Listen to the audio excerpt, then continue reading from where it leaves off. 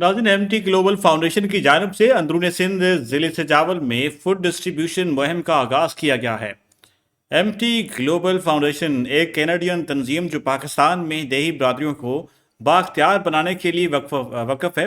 उन्होंने अंदरून सिंध ज़िले सजावल को 25 देहातों में ईद उल फितर से कबल अपनी फूड डिस्ट्रीब्यूशन ड्राइव का आगाज़ किया है।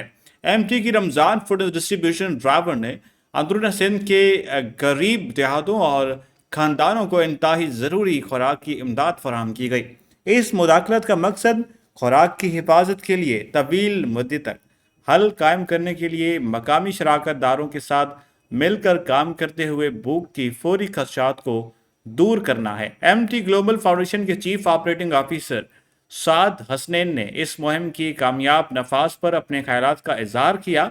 कहा कि हम अल्लाह ताला के बेहद शुक्रगुजार हैं कि खुराक की तकसीम की यही मुहिम तमाम पहलू से कामयाब हुई और ये वक्त की अहम ज़रूरत है। पाकिस्तान के कई इलाकों में ग़िज़ाई किल्लत के मसाइल को हल करने के लिए हम हर वक्त कोशां रहेंगे।